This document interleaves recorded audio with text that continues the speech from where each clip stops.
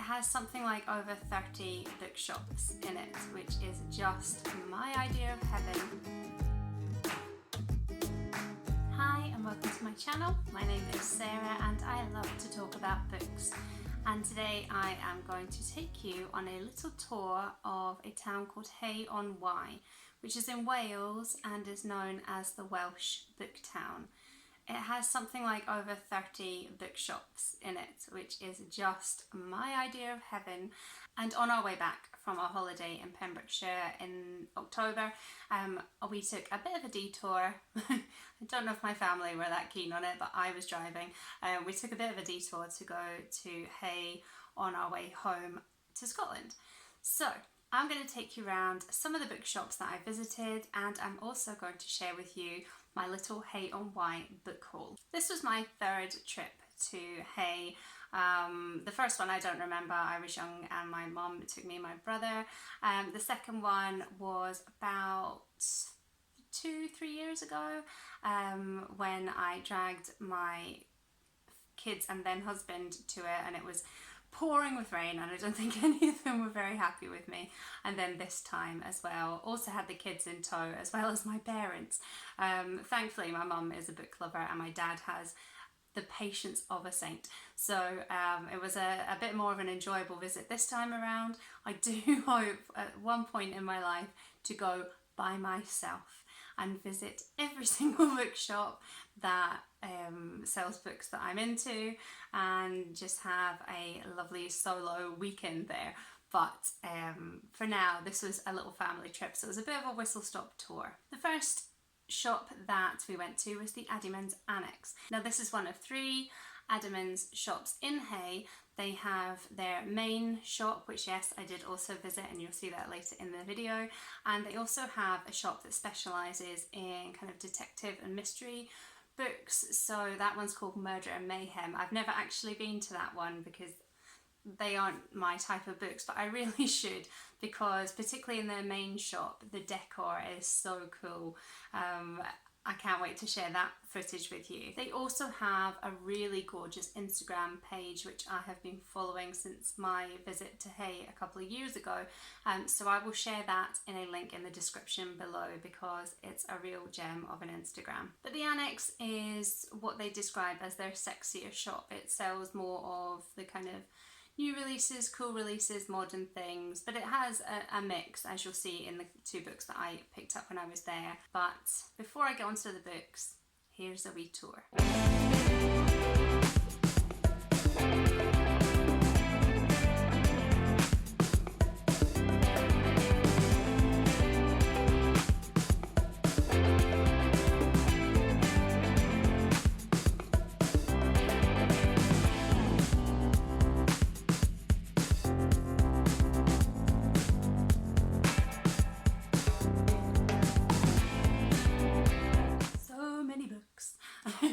And so I kind of set myself a budget for this trip, and I found whereas in the past when I was building up my book collection, I would pretty much buy anything that sounded attractive to me. And it's not to say that I don't do that now, but I'm very conscious of my humongous TBR list on Goodreads. So I tend to look out for titles that I recognise from that. And also because this was such a short trip, I was really just glancing at the bookcases. So I picked up 2 books in the Annex, and the first of which was The Storied Life of A.J. Fikry, and that is by Gabrielle Zevin. I read Young Jane Young by Gabrielle Zevin a couple of months ago. I will link above and below the wrap-up that review features in case you're interested. And I really enjoyed Young Jane Young, but this has actually been on my TBR longer. I hadn't realised that it was the same author until I read Young Jane Young. But this is described as an irresistible affirmation of why we read and why we love. And that just sounds gorgeous to me. I love books about books, and this is about, not surprisingly, A.J. Fikry. And he is a man who runs a bookshop, but his life is not going well. His bookshop is failing his wife has passed away, and to top it all off, his prized possession of a collected works of Poe poems has been stolen. He started to isolate himself from the people around him and has even lost his love for books. But one day a mysterious package arrives. A package which gives him the means to kind of start over and see life afresh. I don't know much more than that. I don't know if the back tells us anything different. Not really. So that sounds quite mysterious, and like I said, I love books about books, so I think this might be going on the 2021 TBR list. I haven't finalised that yet. Don't worry, I will share a video when I do. And then the next book I picked up was The Weatherhouse by Nan Shepherd. Now both of these are second-hand books. I should have explained that. Some of the shops in Hay are second-hand books, some are new, some are a mixture. So these are both second-hand books. So this book landed on my TBR after I read quite a dry academic book earlier in the year called, off the top of my head I can't remember, something like Scottish women's fiction from 1900s to 1920s, or was it 1920s to somewhere else? I think it might have been 1920s to 1960s.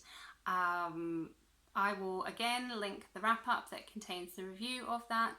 I didn't particularly enjoy that book. It was, like I said, really dry, really academic, and as someone who has not studied literature to any great degree, it kind of just went over my head a bit.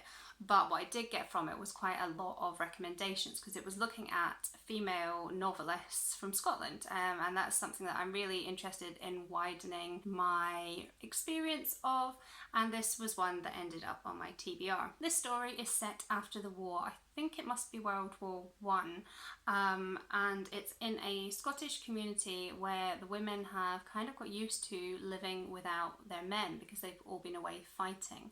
And one house in particular, the Weatherhouse, there's a few women who are widows and wives and mothers and daughters, and they all live together. And this is the story of Gary Forbes, I think, who comes home from the war shell-shocked and is kind of brought into the circle of women that live in the Weatherhouse, and is trying to find a way to deal with his experiences and the grief that it has left him with. So that sounds really interesting, particularly that period of history. I don't really think I've read any Scottish books set in that time, so I'm looking forward to that one. And also in that shop, I got a free gift. I don't know if they were just trying to get rid of these. Maybe they've got a new design now, or it was because I said how much I love their Instagram page, but I got a little Addyman cup as well. I don't know if you can see the design on that, but yeah, it's gorgeous, and keep your eye out for that, which features in my footage later on. Yeah, so I have a new favourite mug. Also in the annex they have a lovely children's section, and so my kids picked up some books as well. I don't have them to hand because they've been squirreled away in the pigsties that are their bedrooms, but I know that my 8-year-old got this really gorgeous book. Now he is non-fiction all the way. If it's got facts in it, if it's got diagrams, if there's no storyline whatsoever, he will love it. So this book that he picked up was about night and day, and it's really cool. So it will have like a picture showing you what it looks like in the dark, and so there'll be say one of the ones that he really loves is an airport, and it will just have where the lights are in the airport, and then you either turn the page or open the flap and it shows you what the airport looks like in daylight, and you can kind of match where the lights were showing in the dark. It's a real nice book, so I will link a link to that in my description box below as well, because it is that time of year. If you're looking for presents, that one's a really good one. And then our next stop was to the aptly named Hay-on-Wye Books. I'm annoyed actually. I was not really thinking about what I was filming. I was far more interested in looking at books, so I didn't get a shot of the outside of this bookshop, but it's really gorgeous. It's black and white, kind of that, it's that kind of Tudorish look, and I think this shop is used quite often in promotional materials for Hay-on-Wye, because I definitely recognised it when I saw it. I didn't actually buy anything in this shop, but I did take footage of some of the bookshelves inside.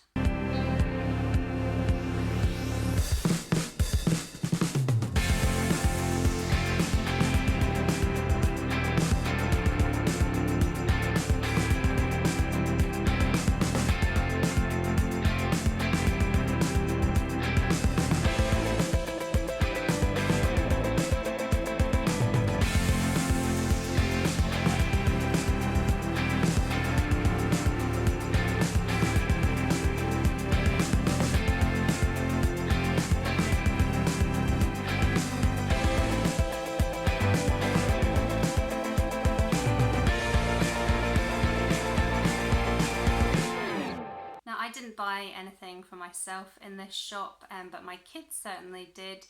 They have a really nice kids section. I think these books might have been in the kids section as well, but my two picked up some books from, I think, the 90s on airliners, just basically showing all the different types. My middle boy absolutely loves drawing planes, and his favourite thing to do is to put the branding of the airline on whatever plane he's drawn, so great resource for him. But yeah, I didn't pick anything up in that shop. And we went into a couple of other shops as well that I didn't pick anything up in. I'm kind of kicking myself about one of them because they had a really great selection of literature by people of colour, and because I'd set myself a budget, some of their books were a little bit pricier, so I didn't pick any up, but now I'm really regretting it. But it's a 9-hour drive to go back, so I think if I'm picking up those books anytime soon, sadly it will not be from Hay-on-Wye. But we did then go into the big Addyman's bookshop after that, and just look at what a treat this shop is.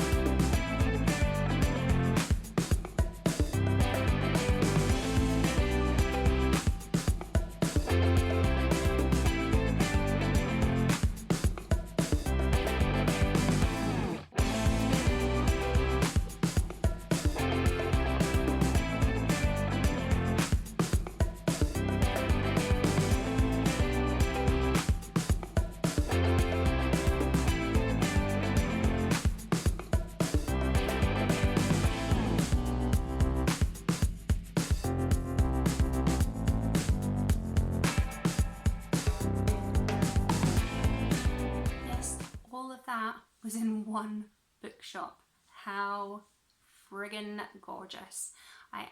Honestly, I could spend an entire day in there and never get bored. I just think it is such a special place. And like I said, check out their Instagram, which I have linked in the description box below, for even more bookish treats. And in this Addyman's, I picked up 3 books. The first 2 of which are Bronte books, and they are in these really cute editions.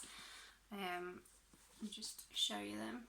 So that's Villette, and that's Agnes Grey, and I mean they were £6.95 each, which I think they're going to look so cute on my shelves. So I'm really happy with these. And inside they've got like really lovely paper. It's like really, it feels expensive. There were some other really lovely editions of books, including I think some of the Brontes well, these ones are published by Arcturus, and then they had some that were published by Chiltern, and they were stunning. They were so beautiful. I am again kind of kicking myself not picking one up, but they were like £15 each, and I wanted to stick to my budget. So I'm really hoping that Santa is good to me this year. But you might have seen some of them in the footage, and I'll just flash back to them here as well, because I think they are stunning. And I checked out the publisher's Instagram page, and that is equally beautiful. So again, I will link that in the description box below. But yeah, onto the books that I actually bought. So I'll start off with Villette, and I'm actually going to take this price tag off because I always forget to do it, and I don't know what that's going to do to this lovely cloth bound cover if I leave it on. But this is the first of 3 Brontes that I bought during my little trip, and I do plan on buying myself all of the Bronte works. I think I'm well on my way there now. I've got Jane Eyre and Wuthering Heights, and I've also got a Kindle edition of The Tenant of Wildfell Hall, and now I've got the 3 that I picked up in Hay as well. Because yeah, I do really want to read them all. So this one is Charlotte Bronte, this is Villette. I read Jane Eyre a couple of years ago now. I absolutely loved it. I also then last year read Wide Sargasso Sea by Jean Rhys, which looks at her concept of the backstory of the mad woman in the attic from Jane Eyre, which kind of made me question a little bit how that woman is represented in Jane Eyre. We'd like to reread that now, just to see if my perspective has changed a bit, but I think overall I will still love that book. I just thought it was really beautifully but accessibly written for a classic, and I really liked her writing style, so I'm looking forward to getting to this. So Villette. So Villette is about Lucy Snow, who flees England to go and work in a boarding school in the French town Villette, which was news to me when I bought it, because for years I thought Villette was the name of a character, and I thought it sounded really kick-ass, a bit like oh, what's her name, Villanelle from Killing Eve, but no, it's just the town. But while there, Lucy struggles with some unruly pupils, a nasty headmistress, and then her own feelings, first for the school doctor and then for one of the professors at the school as well. And apparently this is one of the most insightful fictional studies of a woman's consciousness, which sounds pretty lofty, but I know that with Charlotte Bronte I am in good hands and it's not going to be unreadable. And then again, I'll take the sticker off. Oh, this one's a little bit more smooshed on. Please come off. Yay!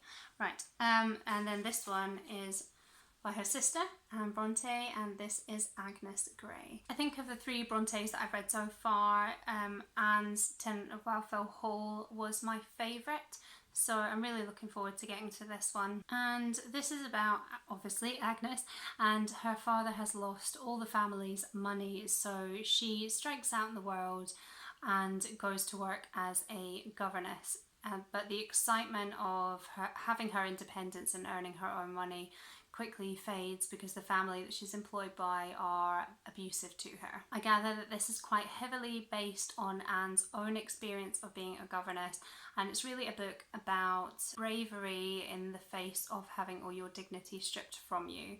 So they don't write light-hearted novels, the Brontes, but that's good because I don't like reading them. I like reading reality and life experience, so that sounds good. And then still on a bit of a classic trip, but moving away from the Brontes, I then picked up The Beautiful and the Damned by F. Scott Fitzgerald, and as you can see, yes, still has the price tag. This one was $4.95. I think all of these books were new. If they weren't, they've never been read. I absolutely love the cover on this, I think that's stunning. I've got a couple of these vintage classics, and the covers are always pretty nice. Have I got one around here? No, I think they're all on my other bookshelves. And this will be my third F. Scott Fitzgerald book. I started off, like pretty much everyone, with The Great Gatsby. I've read that 2 or 3 times now. I first read it, I think I was too young, but I've grown to love it. And I've also read Tender as the Night, which I didn't love as much, but I really did still enjoy it. I've also read quite a bit about the Fitzgerald marriage because I think Zelda is really, really interesting. Zelda was his wife. So a couple of years ago I read The Gatsby Affair, which is a non-fiction look at their marriage, and then earlier this year I read Zed, a novel of Zelda Fitzgerald, and that's the book that the Amazon Prime series of I think that's called Zed, the Beginning of Everything. That's based on that book. I will again share the wrap up where that review is, because I can't remember off the top of my head what month I read any of those in. And so while Tender as the Night is based on their marriage, that's based on kind of later on in their marriage where things were crumbling. I think this one is, again, it's a novel, but it's based on Zelda and Scott's marriage, and this focuses on their kind of more hedonistic and wild early years together. And this does so through the characters of Anthony and Gloria, who are living their best lives. They are living well beyond their means, dancing, drinking, having fun, because they are waiting for a big inheritance. However, that inheritance is withheld, and they've become so accustomed to this glamorous, edgy lifestyle that they become obsessed with the pursuit of wealth, to the point where it ruins the relationships around them. And so I think that sounds like it's going to be a lot of fun. And then the last bookshop on my whistle stop tour was the Hay Cinema bookshop. This is, I think, the longest established bookshop in Hay, or at least the longest established of the big bookshops in Hay, and as you might tell from its name, it's in a converted cinema. It's huge, as you will see from the footage, but actually that's just part of the ground floor. That's not the whole ground floor, and there's a whole other story above it as well. It is massive. It has books on so many different topics. It is an absolute goldmine.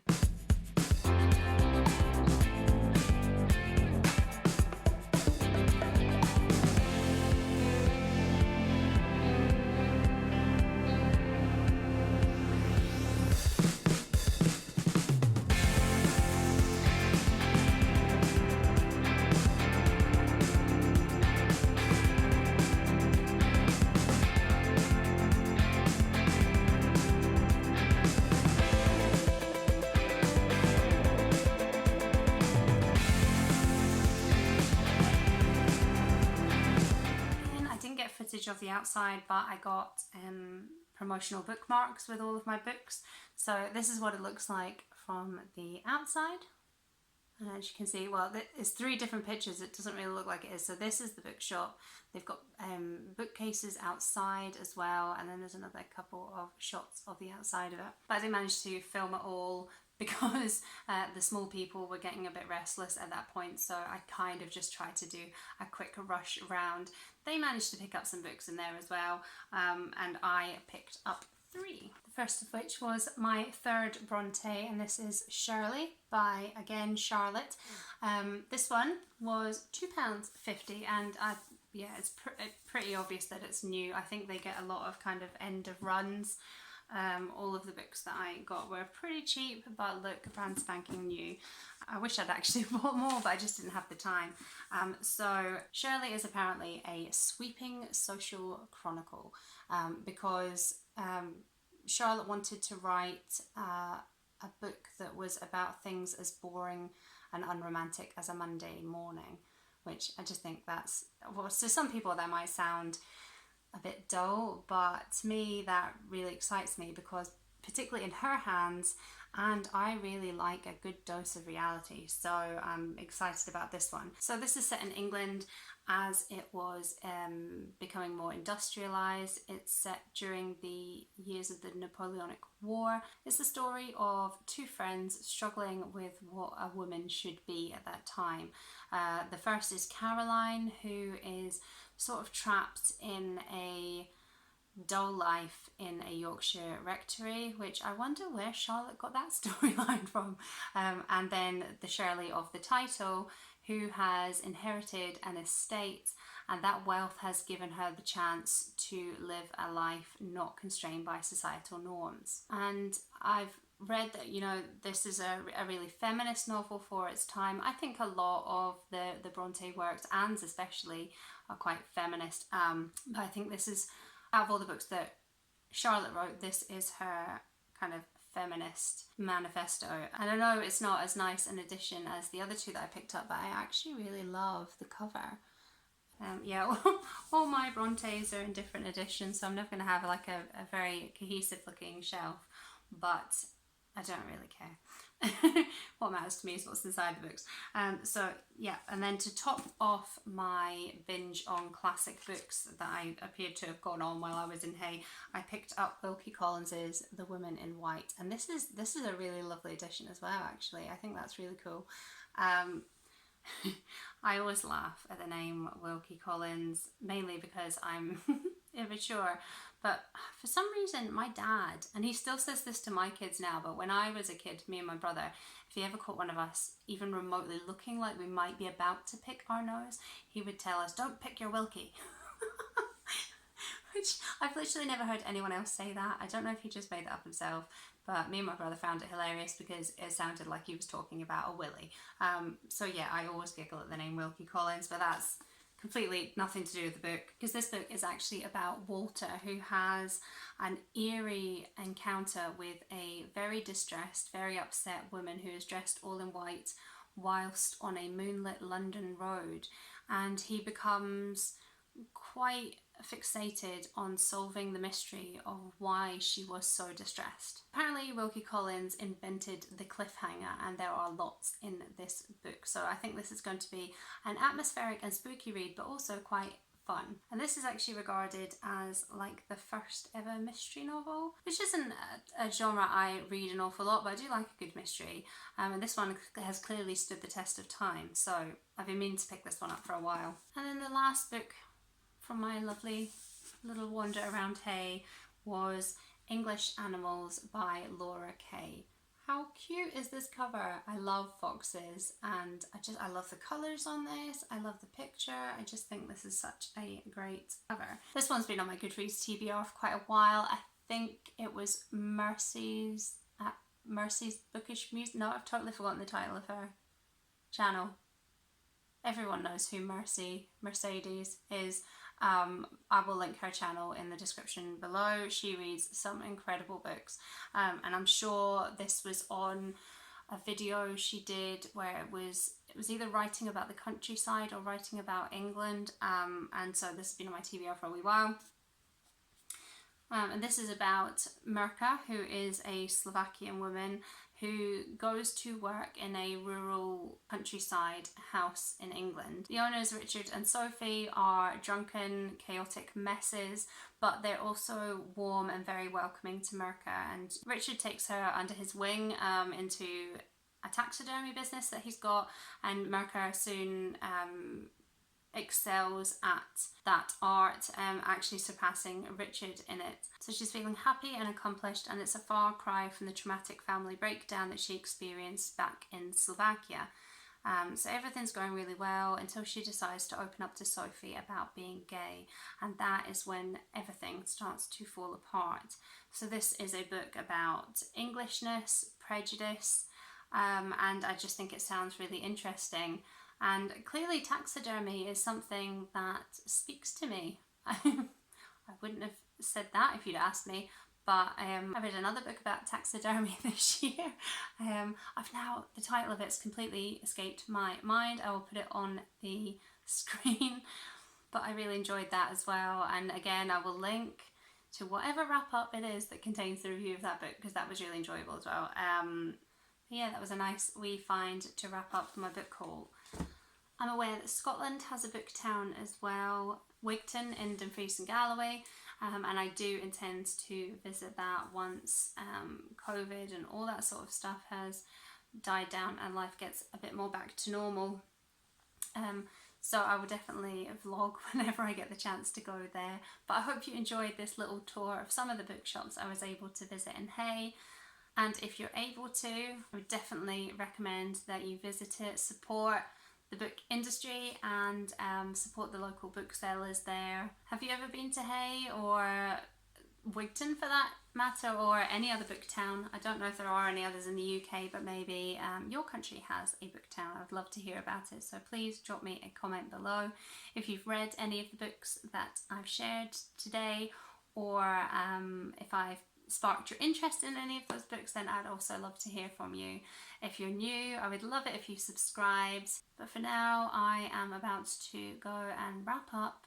It sounds very windy outside, but my step count today is terrible, so I'm going to go out for a walk before dinner. So wish me luck, that I don't either get swept away in a flood or blown away by a gale, and hopefully I will be here to see you next week. So until then, bye. My neighbour's car alarm is going off.